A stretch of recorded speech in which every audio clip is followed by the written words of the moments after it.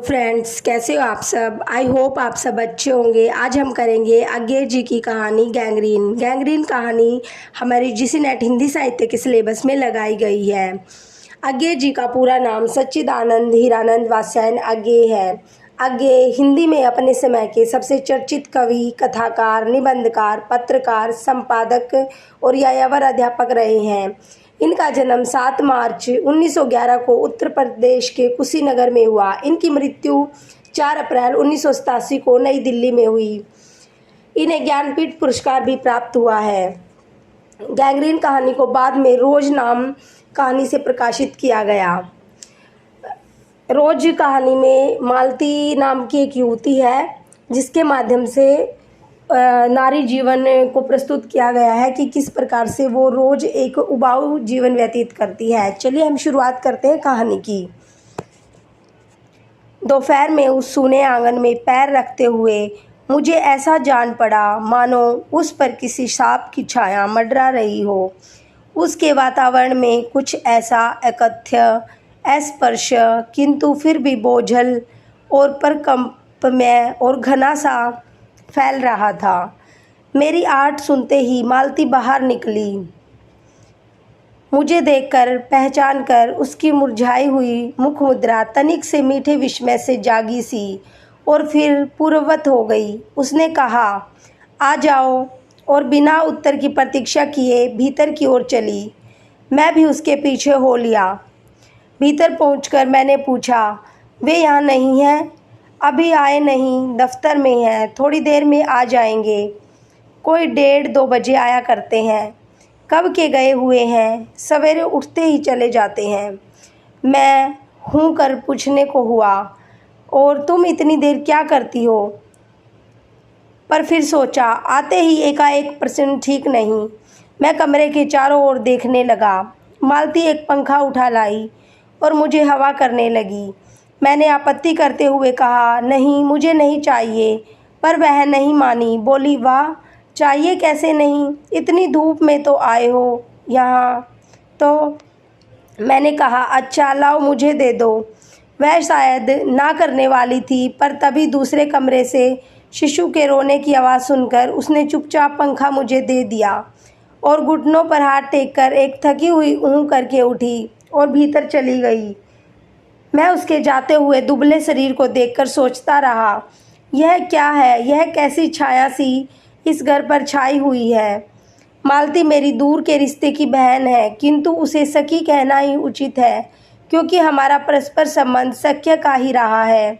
हम बचपन से इकट्ठे खेले हैं, इकट्ठे लड़े और पिटे हैं, और हमारी पढ़ाई भी बहुत सी इकट्ठे ही हुई थी, और हमारे व्यवहार में सदा सख्य की स्वेच्छा और स्वच्छंदता रही है।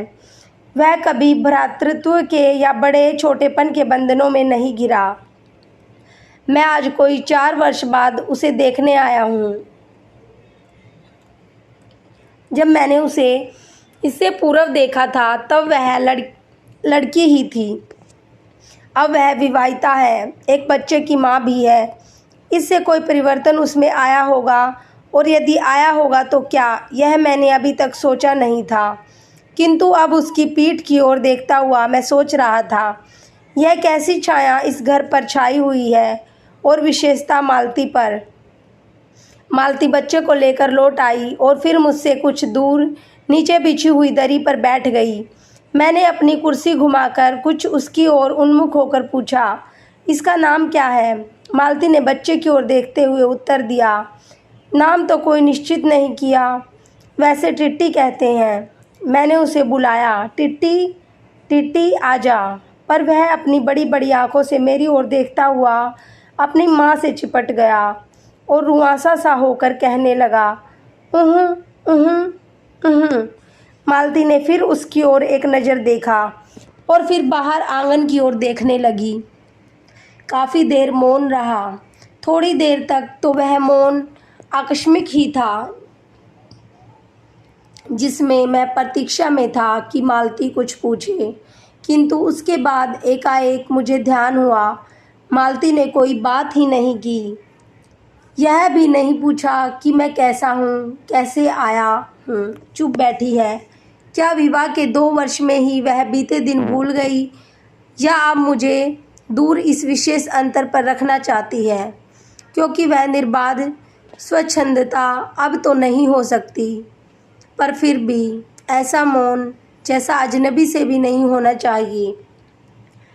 मैंने कुछ खिन्न होकर दूसरी ओर देखते हुए कहा, जान पड़ता है तुम्हें मेरे आने से विशेष प्रसन्नता नहीं हुई। उसने एकाएक चौंक कर कहा, यह प्रश्न सूचक था, किंतु इसलिए नहीं कि मालती ने मेरी बात सुनी नहीं थी, केवल विस्मय के कारण। इसलिए मैंने अपनी बात दोहराई नहीं, चुप बैठ रहा। मालती कुछ बोली ही नहीं। तब थोड़ी देर बाद मैंने उसकी ओर देखा। वह एकटक मेरी ओर देख रही थी, किंतु मेरे उधर उन्मुख होते ही उसने आंखें नीचे कर ली।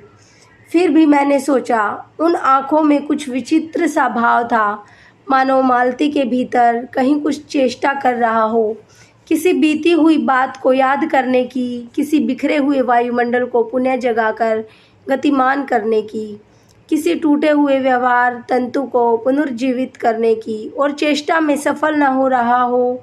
वैसे जैसे देर से प्रयोग में न लाए हुए अंग को व्यक्ति एकाएक उठाने लगे और पाए कि वह उठता ही नहीं है, चीर विस्मृति में मानो मर गया है। उतने क्षीण बल से, यद्यपि वह सारा प्राप्य बल है, उठ नहीं सकता। मुझे ऐसा जान पड़ा मानो किसी जीवित प्राणी के गले में किसी मृत जंतु का तोक डाल दिया गया हो। वह उसे उतारकर फेंकना चाहे पर उतार न पाए। तभी किसी ने किवाड़ खटखटाए। मैंने मालती की ओर देखा, पर वह हिली नहीं। जब किवाड़ दूसरी बार खटखटाए गए, तब वह शिशु को अलग करके उठी और किवाड़ खोलने गई। वे यानी मालती के पति आए। मैंने उन्हें पहली बार देखा था, यद्यपि फोटो से उन्हें पहचानता था। परिचय हुआ। मालती खाना तैयार करने आंगन में चली गई और हम दोनों भीतर बैठकर बातचीत करने लगे। उनकी नौकरी के बारे में, उनके जीवन के बारे में, उस स्थान के बारे में और ऐसे अन्य विषयों के बारे में जो पहले परिचय पर उठा करते हैं, एक तरह का सुरक्षात्मक कवच बनकर। मालती के पति का नाम है महेश्वर। वह एक पहाड़ी गांव में सरकारी डिस्पेंसरी के डॉक्टर हैं। उसी हैसियत से इन क्वार्टरों में रहते हैं। प्रातःकाल 7 बजे डिस्पेंसरी चले जाते हैं और 1:30 या 2 बजे लौटते हैं। उसके बाद दोपहर भर छुट्टी रहती है। केवल शाम को 1-2 घंटे फिर चक्कर लगाने के लिए जाते हैं डिस्पेंसरी के साथ के छोटे से अस्पताल में पड़े हुए रोगियों को देखने और अन्य जरूरी हिदायतें करने। उनका जीवन भी बिल्कुल एक निर्दिष्ट ढर्रे पर चलता है। नित्य वही काम, उसी प्रकार के मरीज, वही हिदायतें, वही नुस्खे, वही दवाइयाँ। वह स्वयं उकताए हुए हैं और इसीलिए और साथ ही इस भयंकर गर्मी के कारण वह अपने फुर्सत के समय में भी सुस्त ही रहते हैं। मालती हम दोनों के लिए खाना ले आई। मैंने पूछा, तुम नहीं खाओगी या खा चुकी? महेश्वर बोले कुछ हंसकर, वह पीछे खाया करती है। पति 2:30 बजे खाना खाने आते हैं, इसलिए पत्नी 3 बजे तक भूखी बैठी रहेगी। महेश्वर खाना आराम करते हुए मेरी ओर देखकर बोले, आपको तो खाने का मज़ा क्या ही आएगा, ऐसे बेवक्त खा रहे हैं। मैंने उत्तर दिया, वाह, देर से खाने पर तो और अच्छा लगता है। भूख बड़ी हुई होती है, पर शायद मालती बहन को कष्ट होगा। मालती टोक कर बोली, मेरे लिए तो यह नई बात नहीं है, रोज़ ही ऐसा होता है। मालती बच्चे को गोद में लिए हुई थी। बच्चा रो रहा था, पर उसकी ओर कोई भी ध्यान नहीं दे रहा था। मैंने कहा, यह रोता क्यों है? मालती बोली, हो ही गया है चिड़चिड़ा सा, हमेशा ही ऐसा रहता है। फिर बच्चे को डांटकर कहा, चुप कर, जिससे वह और भी रोने लगा। मालती ने भूमि पर बैठा दिया और बोली, अच्छा ले रो ले, और रोटी लेने आंगन की ओर चली गई। जब हमने भोजन समाप्त किया तब 3 बजने वाले थे। महेश्वर ने बताया कि उन्हें आज जल्दी अस्पताल जाना है। यहाँ एक दो चिंताजनक केस आए हुए हैं जिनका ऑपरेशन करना पड़ेगा। 2 की शायद टांग काटनी पड़े। गैंग्रीन हो गया है। थोड़ी ही देर में वह चले गए। मालती किवाड़ बंद कर आई और मेरे पास बैठने ही लगी थी कि मैंने कहा, अब खाना तो खा लो, मैं उतनी देर टिट्टी से खेलता हूँ। वह बोली, खा लूँगी, मेरे खाने की कौन बात है, किंतु चली गई। मैं टिट्टी को हाथ में लेकर झुलाने लगा, जिससे कुछ देर के लिए वह शांत हो गया। दूर शायद अस्पताल में ही 3 खड़के एकाएक में चौंका। मैंने सुना मालती वहीं आंगन में बैठी अपने आप ही एक लंबी सी थकी हुई सांस के साथ कह रही है, 3 बज गए। मानो बड़ी समस्या के बाद कोई कार्य संपन्न हो गया।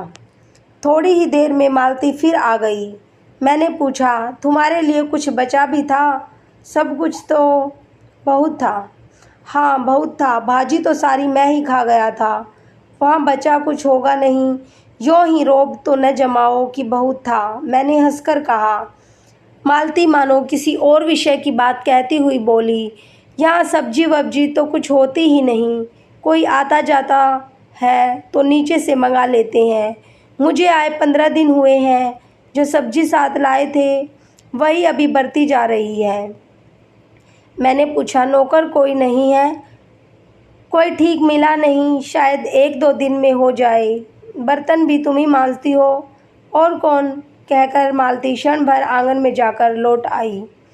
मैंने पूछा, कहाँ गई थी? आज पानी ही नहीं है, बर्तन कैसे मंजेंगे? क्यों, पानी को क्या हुआ? रोज ही होता है, कभी वक्त पर तो आता नहीं। आज शाम को 7 बजे आएगा, तब बर्तन मंजेंगे। चलो, तुम्हें 7 बजे तक छुट्टी हुई। कहते हुए मैं मन ही मन सोचने लगा, अब इसे रात के 11 बजे तक काम करना पड़ेगा। छुट्टी क्या खाक हुई? यही उसने कहा। मेरे पास कोई उत्तर नहीं था, पर मेरी सहायता टिट्टी ने की। एकाएक फिर रोने लगा और मालती के पास जाने की चेष्टा करने लगा। मैंने उसे दे दिया। थोड़ी देर फिर मौन रहा। मैंने जेब से अपनी नोटबुक निकाली और पिछले दिनों के लिखे हुए नोट देखने लगा। तब मालती को याद आया कि उसने मेरे आने का कारण तो पूछा नहीं और बोली, यहाँ आए कैसे? मैंने कहा ही तो। अच्छा, अब याद आया, तुमसे मिलने आया था। और क्या करने? तो 2-1 दिन रहोगे ना? नहीं, कल चला जाऊंगा, ज़रूरी जाना है। मालती कुछ नहीं बोली, कुछ खिन्न हो गई। मैं फिर नोटबुक की तरफ देखने लगा। थोड़ी देर बाद मुझे भी ध्यान हुआ, मैं आया तो हूँ मालती से मिलने, किंतु यहाँ वह बात करने को बैठी है और मैं पढ़ रहा हूँ। पर बात भी क्या की जाए? मुझे ऐसा लग रहा था कि इस घर पर जो छाया घिरी हुई है वह अज्ञात रहकर भी मानो मुझे भी वश में कर रही है।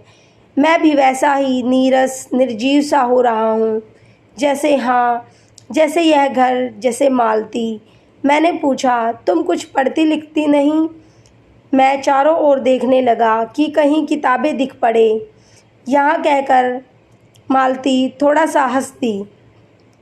वह हंसी कह रही थी कि यहाँ पढ़ने को है क्या? मैंने कहा, अच्छा, मैं वापस जाकर ज़रूर कुछ पुस्तकें भेजूँगा। और वार्तालाप फिर समाप्त हो गया। थोड़ी देर बाद मालती ने फिर पूछा, आए कैसे हो? लारी में? पैदल? इतनी दूर? बड़ी हिम्मत की। आखिर तुमसे मिलने आया हूँ। ऐसे ही आए हो? नहीं, कुली पीछे आ रहा है सामान लेकर। मैंने सोचा बिस्तरा ले ही चलूँ। अच्छा किया। यहाँ तो बस, कहकर मालती चुप रह गई। फिर बोली, तब तुम थके होगे, लेट जाओ। नहीं, बिल्कुल नहीं थका। रहने भी दो, थके नहीं, भला थके हैं। और तुम क्या करोगी? मैं बर्तन मांज रखती हूँ, पानी आएगा तो धुल जाएंगे। मैंने कहा, वाह, क्योंकि और कोई बात मुझे सूझी नहीं। थोड़ी देर में मालती उठी और चली गई, टिट्टी को साथ लेकर। तब मैं भी लेट गया और छत की ओर देखने लगा।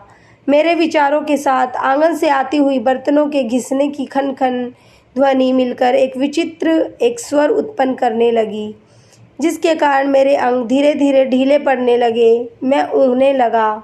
एकाएक वह एक स्वर टूट गया, मौन हो गया। इससे मेरी तंद्रा भी टूटी। मैं उस मौन में सुनने लगा।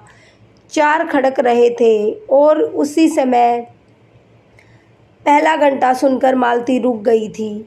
वही 3 बजे वाली बात मैंने फिर देखी। अब की बार उग्र रूप में मैंने सुना। मालती एक बिल्कुल अनैच्छिक, अनुभूतिहीन, नीरस, यंत्रवत, वह भी थके हुए यंत्र के से स्वर में कह रही है, 4 बज गए।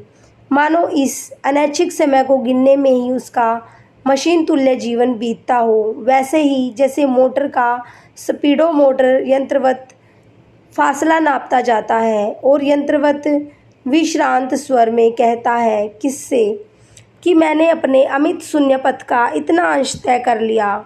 न जाने कब कैसे मुझे नींद आ गई। तब 6 कभी के बज चुके थे जब किसी के आने की आहट से मेरी नींद खुली और मैंने देखा कि महेश्वर लौट आए हैं। उनके साथ ही बिस्तर लिए हुए मेरा कूली। मैं मुंह धोने को, पानी मांगने को ही था कि मुझे याद आया, पानी नहीं होगा। मैंने हाथों से मुंह पोंछते पोंछते महेश्वर से पूछा, आपने बड़ी देर की? उन्होंने किंचित गलानी भरे स्वर में कहा, हाँ, आज वह गैंग्रीन का ऑपरेशन करना ही पड़ा। एक कर आया हूँ, दूसरे को एम्बुलेंस में बड़े अस्पताल भिजवा दिया है। मैंने पूछा, गैंग्रीन कैसे हो गया? एक कांटा चुभा था, उसी से हो गया। बड़े लापरवाह लोग हैं यहाँ के। मैंने पूछा, यहाँ आपको केस अच्छे मिल जाते हैं? आय के लिहाज से नहीं, डॉक्टरी के अभ्यास के लिए। बोले, हाँ, मिल ही जाते हैं। यही गैंग्रीन हर दूसरे चौथे दिन एक केस आ जाता है, नीचे बड़े अस्पतालों में भी। मालती आंगन से ही सुन रही थी, अब आ गई। बोली, हाँ, केस बनाते देर क्या लगती है? कांटा चुभा था, इस पर टांग काटनी पड़े, यह भी कोई डॉक्टरी है? हर दूसरे दिन किसी की टांग, किसी की बाह काट आते हैं। इसी का नाम है अच्छा अभ्यास। महेश्वर हंसे, बोले, न काटे तो उनकी जान गंवाएं। हाँ, पहले तो दुनिया में कांटे ही नहीं होते थे। आज तक तो सुना नहीं कि कांटों के चुभने से मर जाते हैं। महेश्वर ने उत्तर नहीं दिया, मुस्कुरा दिए। मालती मेरी ओर देखकर बोली, ऐसे ही होते हैं डॉक्टर। सरकारी अस्पताल है न, क्या परवाह है? मैं तो रोज़ ही ऐसी बातें सुनती हूँ। अब कोई मर मुर जाए तो ख्याल ही नहीं होता। पहले तो रात रात भर नींद नहीं आया करती थी। तभी आंगन में खुले हुए नल ने कहा, टिप टिप टिप। मालती ने कहा, पानी, और उठकर चली गई। खनखनाहट से हमने जाना, बर्तन धोए जाने लगे हैं। टिट्टी महेश्वर की टांगों के सहारे खड़ा मेरी ओर देख रहा था। अब एकाएक उन्हें छोड़कर मालती की ओर खिसकता हुआ चला। महेश्वर ने कहा, उधर मत जा, और उसे गोद में उठा लिया। वह मचलने और चिल्ला चिल्ला कर रोने लगा। महेश्वर बोले, अब रो रो कर सो जाएगा, तभी घर में चैन होगा। मैंने पूछा, आप लोग भीतर ही सोते हैं? गर्मी तो बहुत होती है। होने को तो मच्छर भी बहुत होते हैं, पर यह लोहे के पलंग उठाकर बाहर कौन ले जाए? अब के नीचे जाएंगे तो 4 पहिया ले आएंगे। फिर कुछ रुककर बोले, आज तो बाहर ही सोएंगे, आपके आने का इतना लाभ ही होगा। टिट्टी अभी तक रोता ही जा रहा था। महेश्वर ने उसे एक पलंग पर बिठा दिया और पलंग बाहर खींचने लगे। मैंने कहा, मैं मदद करता हूँ, और दूसरी ओर से पलंग उठाकर निकलवा दिए।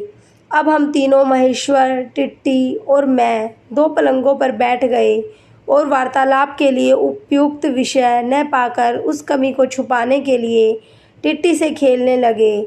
बाहर आकर वह कुछ चुप हो गया था, किंतु बीच बीच में जैसे एकाएक कोई भूला हुआ कर्तव्य याद करके रो उठता या और फिर एकदम चुप हो जाता था। और कभी कभी हम हंस पड़ते थे या महेश्वर उसके बारे में कुछ कह देते थे।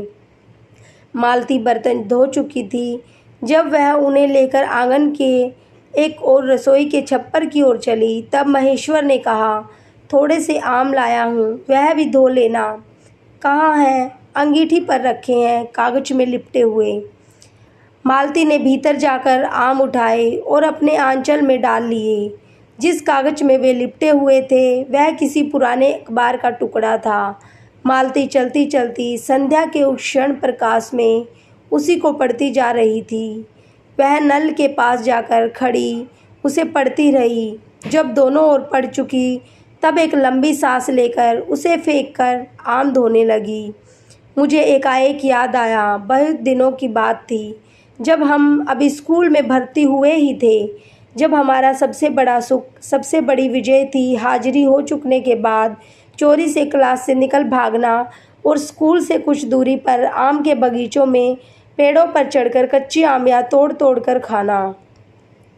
मुझे याद आया, कभी जब मैं भाग आता और मालती नहीं आ पाती थी तब मैं भी खिन्न मन लौट आया करता था। मालती कुछ नहीं पढ़ती थी, उसके माता पिता तंग थे। एक दिन उसके पिता ने उसे एक पुस्तक लाकर दी और कहा कि इसके 20 पेज रोज़ पढ़ा कर। हफ्ते भर बाद मैं देखूं कि इसे समाप्त कर चुकी हो, नहीं तो मार मार कर चमड़ी उधेड़ दूंगा। मालती ने चुपचाप किताब ले ली, पर क्या उसने पढ़ी? वह नित्य ही उसके 10 पन्ने 20 पेज फाड़ कर फेंक देती और अपने खेल में किसी भांति फ़र्क न पड़ने देती। जब 8वें दिन उसके पिता ने पूछा, किताब समाप्त कर ली?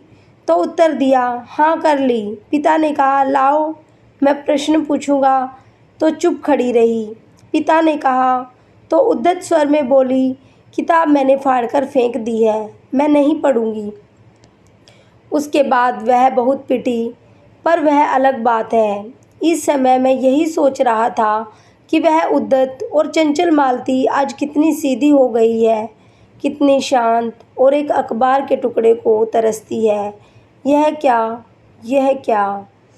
तभी महेश्वर ने पूछा, रोटी कब बनेगी? बस अभी बनाती हूँ। पर अब की बार जब मालती रसोई की ओर चली तब टिट्टी की कर्तव्य भावना बहुत विस्तीर्ण हो गई। वह मालती की ओर हाथ बढ़ाकर रोने लगा और नहीं माना। मालती उसे भी गोद में लेकर चली गई।